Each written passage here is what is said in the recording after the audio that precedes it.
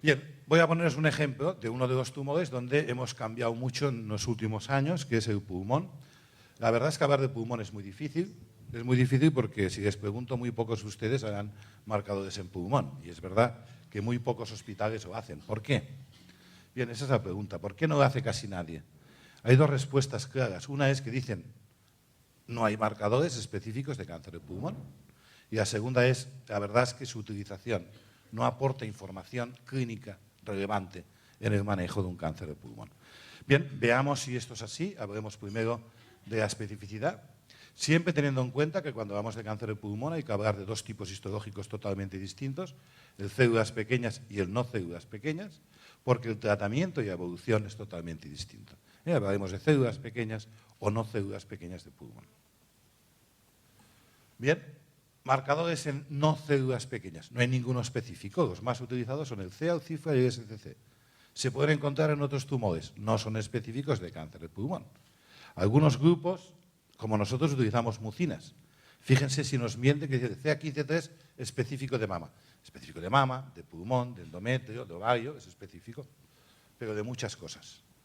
Bien, nosotros utilizamos, como verán, con bastante cariño en pulmón. Bueno, no sé qué he tocado, pero al revés. Muy bien. En cambio, en células pequeñas la situación es distinta. El marcador Princeps, el de elección, es la enolasa durante muchos años, que nos han dicho que es específica de células pequeñas de pulmón. Lo veremos después. Y por lo tanto ahora tenemos un marcador nuevo que siempre hay que comparar con el anterior. Hay que ver qué aporta de nuevo. Y este es el ProGRP. Hay autores que además de estos dos utilizan otros inespecíficos. Pero veamos estos dos. ¿Qué pasa con la enolasa? El que hemos utilizado durante 20-25 años. Dicen, ¿qué problemas tiene? Queremos ver si el nuevo no los tiene. Primero es que su sensibilidad es mejorable. Alrededor solo de la mitad de los tumores de células pequeñas intratorácicos tienen elevación del marcador, mientras que en los extratorácicos es algo superior. Pero bueno, 50 es muy poco, quisiéramos más sensibilidad. Segundo, que no es específico o todo lo que quisiéramos. Acuérdense lo que les he dicho de la hemólisis. Y hay veces que los pacientes con cáncer de pulmón en quimioterapia, con frecuencia la muestra se hemoliza. Y en esos no podemos hacer un marcador que quisiéramos hacer, es una pena. Después, que si lo hacen bien, según las guías internacionales, deberían separar el suero del coágulo antes de 1 hora, porque a partir de las 3 o 4 horas pierde actividad, aproximadamente un 10%, no mucho, pero un 10%. Es decir, que tiene problemas técnicos, problemas de reacciones cruzadas y problemas de sensibilidad. Y como alternativa, primero se estudió el péptido asociado a la liberación de gastrina, pero tiene una vida media muy corta por utilizar. Y lo que hicieron fue utilizar su propéptido, que es la ProGRP. Bien, yo siempre que estudio un marcador, ya han visto que lo estudio en muchos sitios. Quiero saber cuándo me voy a equivocar. Si me tienes para pulmón y solo estudio un pulmón, no sé cómo está en otras situaciones benignas o malignas. Por eso siempre lo primero que hacemos es ver en un grupo importante de pacientes con distintas patologías cómo se comporta. Y en ese estudio del 2004 ya vimos que hay una causa de incremento de ProGRP que tienen que tener en cuenta, la insuficiencia renal. La mayor parte de pacientes con insuficiencia renal tendrán incremento de ProGRP. Con lo cual, antes de decirle a alguien que puede tener una neoplasia de células pequeñas, miren la creatinina o pregunten si hay insuficiencia renal. Yo en todos mis protocolos estos incluyo la creatinina, porque al menos ya tengo una referencia de por dónde va, aunque no sea el mejor método hoy en día. Pero quitando la insuficiencia renal, solo un 2% de pacientes con patología no neoplásica tenían incremento de la ProGRP. Es decir, que es un marcador muy específico. Y este 2% realmente tenían discretos incrementos. Si lo normal es hasta 50 picogramos, de estos pequeños incrementos rara vez superaban los 70, 80. Dicho de otra manera, más de 100 altamente probable de cáncer. Y además, en un paciente con insuficiencia renal, si supera 300, 350, busquen también, además de la insuficiencia renal, el cáncer. Y a diferencia del SCC, aquí tenemos un segundo nivel de sospecha cuando hay insuficiencia renal. Y esta es para mostrarles que cuando está alta, está alta. Aquí tienen las concentraciones medias en el cáncer de células pequeñas y en una serie de cánceres metastásicos de otro sitio. O sea, cuando está alto y se distingue claramente el origen del tumor. Antes de seguir, les quería decir que a veces no hay que creerse todo lo que se publica. La ENOGASA nos han dicho durante años que era específico de células pequeñas o tumor neuroendocrino. Nosotros tenemos el protocolo que les he dicho antes de cáncer de origen desconocido, en el cual hemos estudiado en 10 años unos 2000 y pico de tumores, y en 268 pacientes encontramos niveles muy altos de ENOGASA. Con las publicaciones actuales, esto debería ser un células pequeñas o tumor neuroendocrino. Cuando vimos los orígenes, cierto que lo más frecuente es células pequeñas o tumor neuroendocrino, pero había muchos tumores que también tenían niveles muy altos de ENOGASA y no eran células pequeñas o neuroendocrinos. Ustedes me dirán, bueno, pero la diferencia es brutal. Sí, cuando miras tumor a tumor la diferencia es brutal. Pero de los 268 pacientes que con el resultado yo hubiese pensado que eran células pequeñas o neuroendocrinos, ¿cuántos fueron en realidad células pequeñas o neuroendocrinos? El 50%. Con lo cual, no se me ocurre a mí hoy diagnosticar células pequeñas o un neuroendocrino en un tumor general. Es distinto si estamos estudiando pulmón con ENOGASA, porque me equivocaré en uno de cada 2 casos, por mucho que esté publicado lo contrario. Ahora también está publicado esto. ¿Y qué ocurre con este nuevo marcador? Comparamos en el mismo grupo de pacientes y encontramos que, fíjense, casi todos los positivos eran células pequeñas, o bien tumor neuroendocrino, o bien un grupo, cáncer de origen desconocido. Con estos datos debo pensar que el cáncer de origen desconocido ya no es desconocido, o es células pequeñas o es neuroendocrino. Y solo 2 enfermos que no tenían estos tumores tenían incremento moderado de la ProGRP. Uno era un cáncer de células pequeñas esofágico, la misma histología en otro sitio, y el otro fue, al final, un cáncer medular de tiroides. Es decir, que realmente, a diferencia de la ENOGASA, la ProGRP es mucho más específica de órgano y de tejido. Con lo cual, yo en este momento confío mucho más en la ProGRP que en la ENOGASA.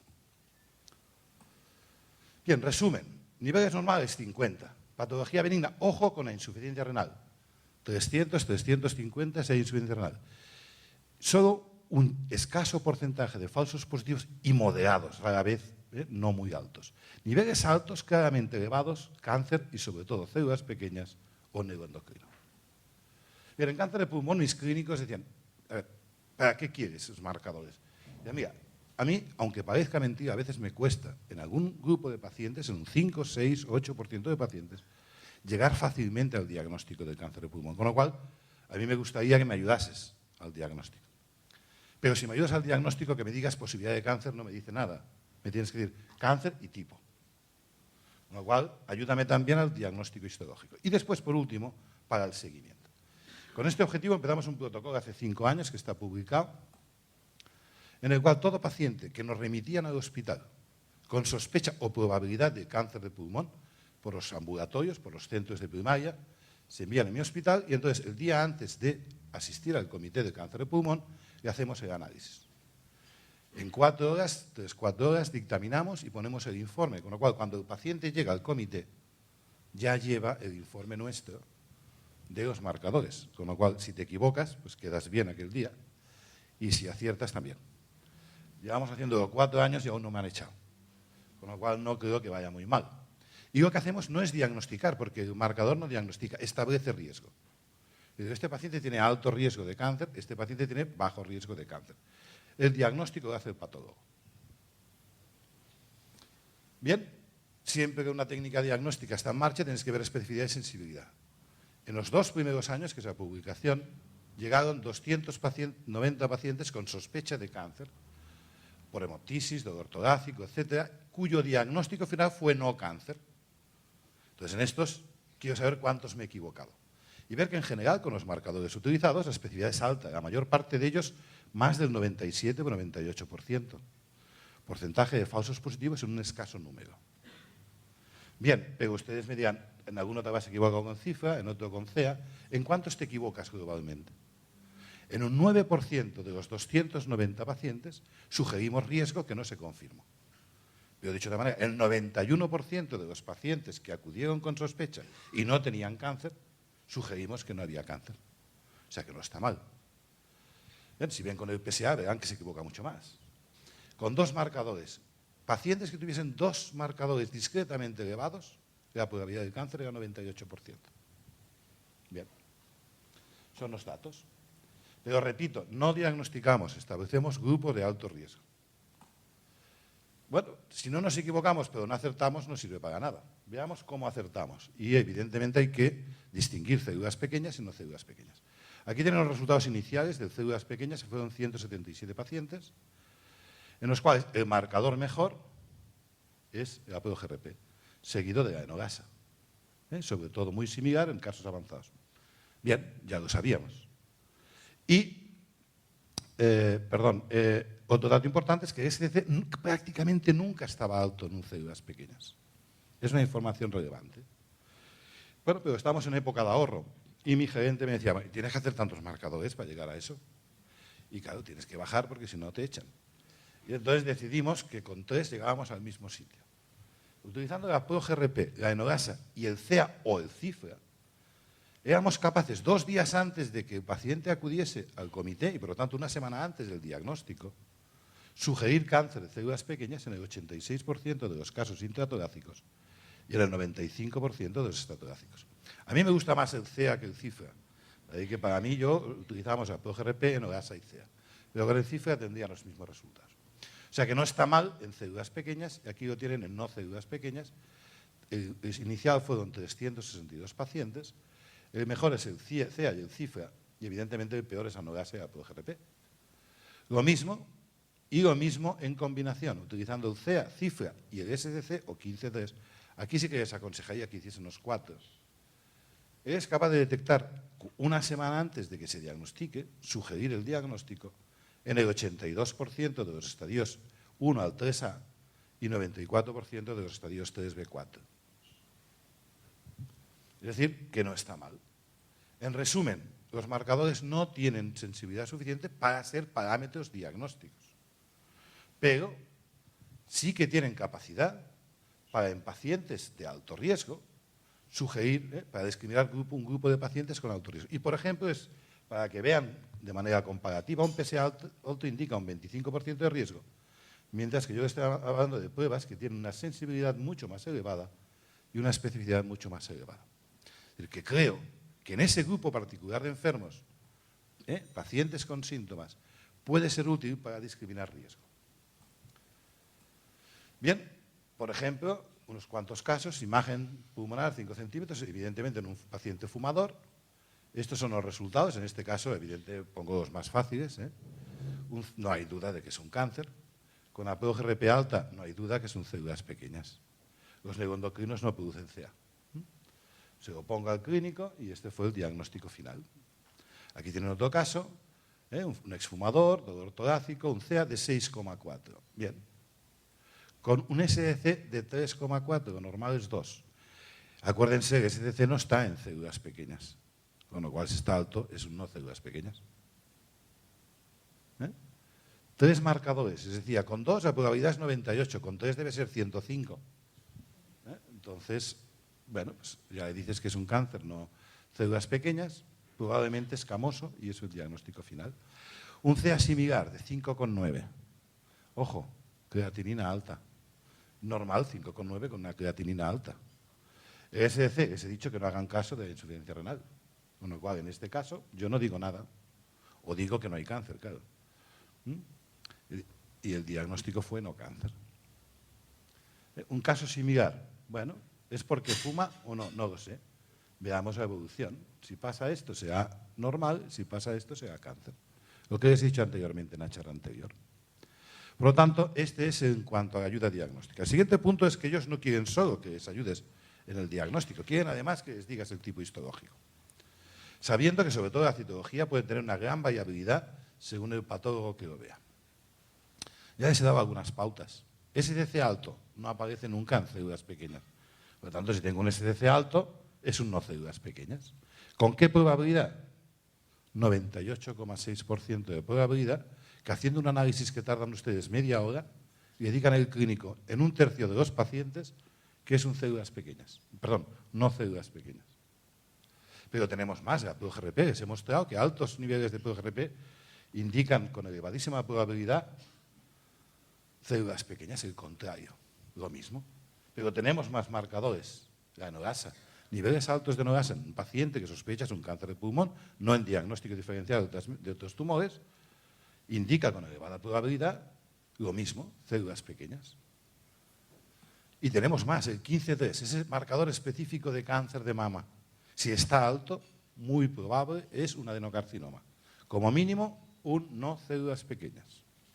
¿En cuántos pacientes? En un tercio. O sea, vean que añadiendo marcadores vas llegando al diagnóstico histológico en la mayor parte de casos. En resumen, tenemos lo que podemos decir marcadores claves, la ProGRP, la enogasa y el SCC. Ellos solos te orientan a la histología.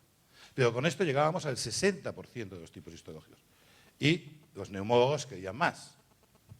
Bien, dijimos, ¿qué podemos hacer? Combinémoslos. Si los tengo todos, ¿por qué no los miro de manera combinada? Y así vimos que el CEA, en todas las publicaciones y en nuestra experiencia, todo el mundo dice que el CEA predomina en el adenocarcinoma. Y es cierto. Coges 100 adenocarcinomas y comparas con 100 escamosos y te da una diferencia significativa.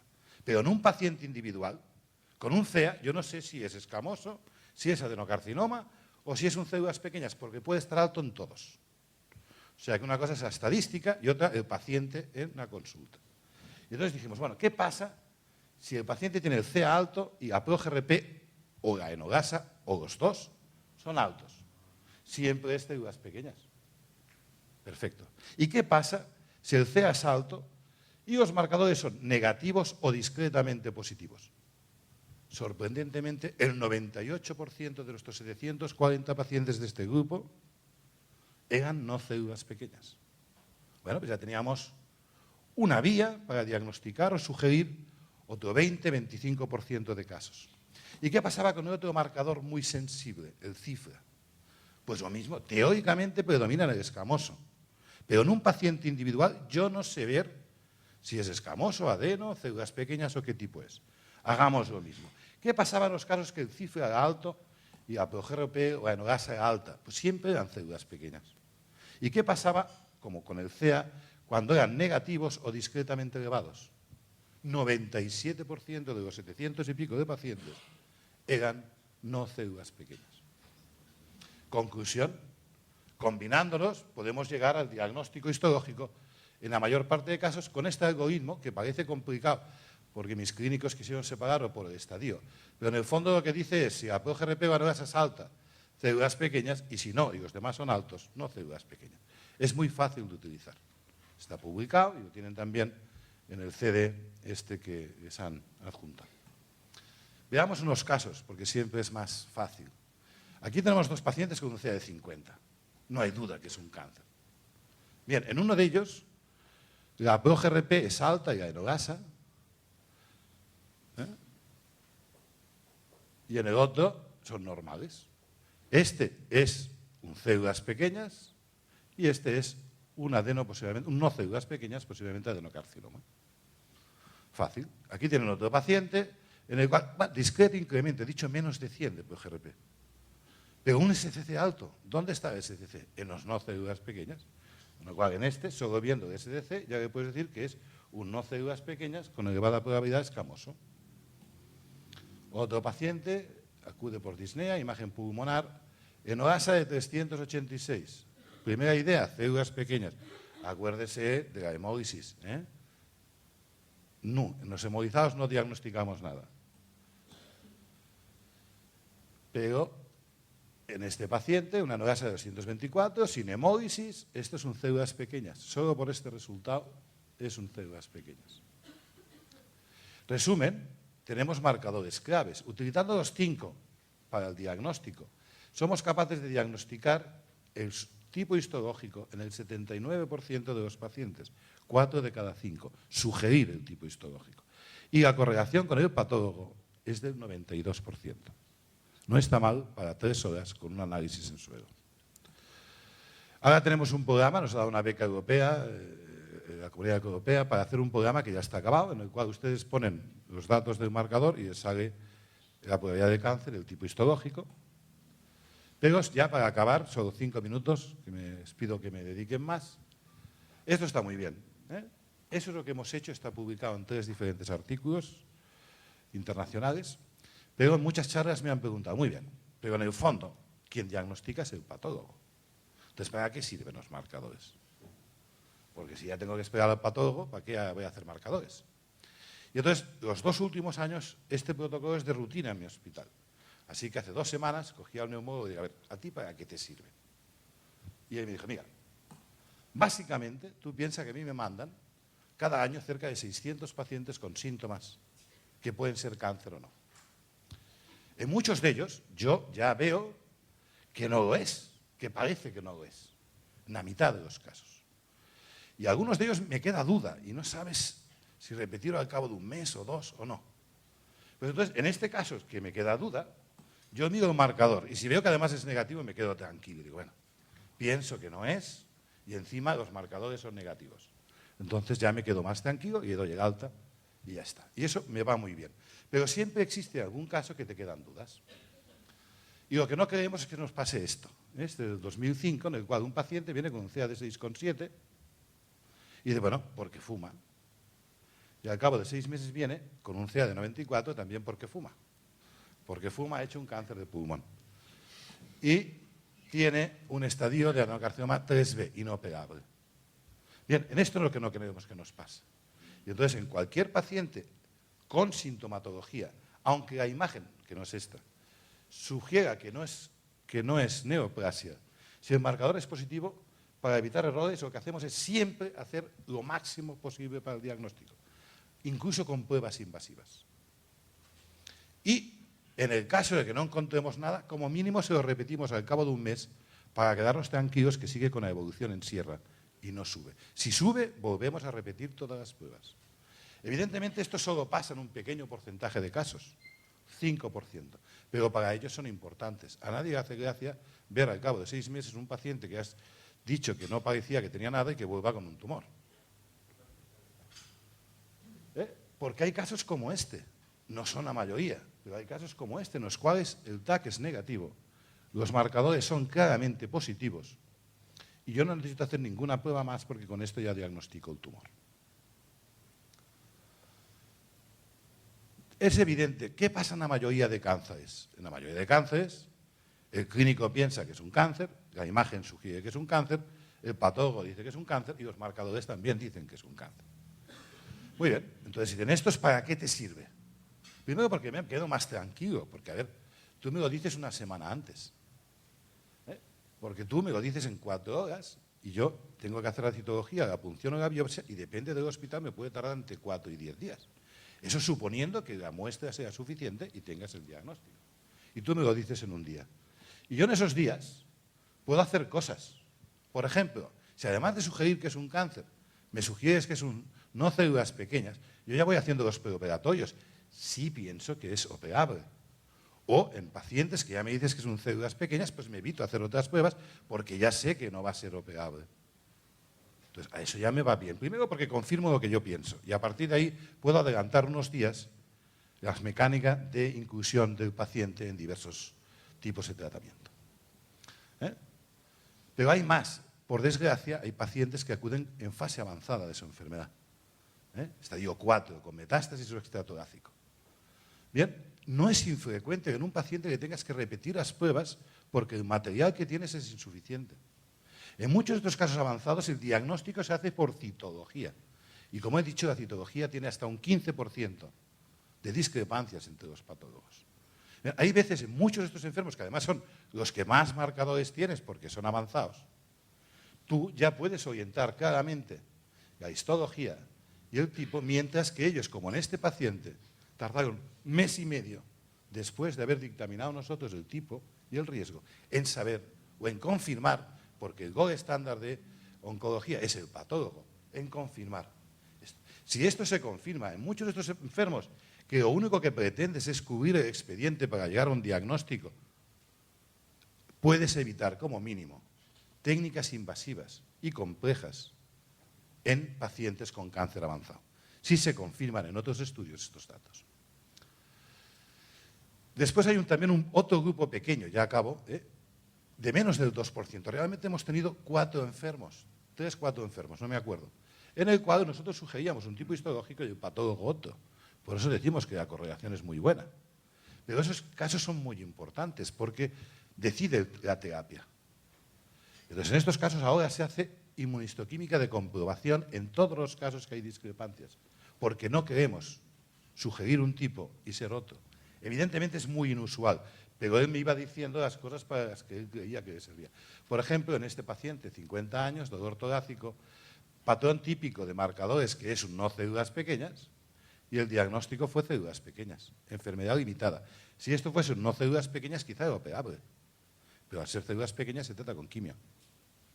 Por desgracia, el paciente falleció ya que la respuesta de la quimioterapia fue mala. Bueno, no lo sabemos en este caso, pero lo que no queremos es que nos pase otro. Y por último, ya a nivel de futuro, no aplicación hoy, en este momento, con más de 1.700 enfermos, lo que me han pedido es que intente hacer algo más, sobre todo en casos avanzados. No decir si es células pequeñas o no, si no es células pequeñas, que oriente a adenocarcinoma o escamoso. ¿Por qué? Porque la respuesta de la quimioterapia con las nuevas terapias es distinta. De hecho, los adenocarcinomas responden a ciertas terapias mejor y con esa misma terapia el escamoso habitualmente no responde o responde peor. Lo cual ahora el oncólogo y el neumólogo quieren que precisemos más y es lo que estamos haciendo. Por ahora con unos resultados de alrededor del 70%, pero aunque no está acabado, no se lo puedo decir. En general, en el escamoso predomina el STC y cifra y en el adeno, el CA y sobre todo el 15-3 son los que predominan. Por último, ya para acabar, la quimioterapia es básica. En pacientes con células pequeñas es el tratamiento de elección. Bien, los dos marcadores, la ANOGASA y la ProGRP, son buenos. Yo prefiero la ProGRP por una razón, que me entenderán los que sean del laboratorio. Si yo pasa de 1.500 a 800, puedo decir que mejora y me quedo tranquilo. Si pasa de 45 a 31, pues es lo mismo, pero no te quedas tan tranquilo, parece que sea más, ¿no? La proporción puede ser la misma, pero no la cantidad. Y eso a mí me da una mayor seguridad y, como siempre, los marcadores sean útiles para el seguimiento. Y por último, igual que ha pasado con el PSA, que nos ha enseñado mucho, no diagnosticamos, seleccionamos grupos de riesgo, ahora lo estamos haciendo con el 125 de H4 en mujeres de riesgo de cáncer de ovaria. Estamos diseñando un protocolo para intentar hacer lo mismo con los marcadores en el pulmón y en los pacientes con riesgo de hacer una tomografía, ya que diversos estudios han demostrado que para el diagnóstico puede ser de interés. Pero esto es futuro y no sé si puede servir o no. En resumen y conclusiones, ya para acabar, decir que bien, es cierto, como les he dicho al principio, que no hay marcadores específicos de cáncer de pulmón, al menos de no células pequeñas. Pero utilizando 3 marcadores no específicos, tenemos una sensibilidad enorme, muy superior a la de otros tumores. Segundo, que para mí el marcador de elección en células pequeñas es la ProGRP. Con los datos hoy, el mejor es la ProGRP. Pero háganos 2, porque hay un 10% de casos de células pequeñas que no producen ProGRP y producen ANOGASA. Hay que combinar los dos. Y por último, que utilizado siempre de manera adecuada, en contacto con los médicos clínicos que son los que tienen el paciente. Para nosotros, el empleo de estos marcadores en el grupo de riesgo de pacientes que acuden con síntomas es de ayuda en el diagnóstico y el diagnóstico histológico del cáncer de pulmón. Muchas gracias por su atención.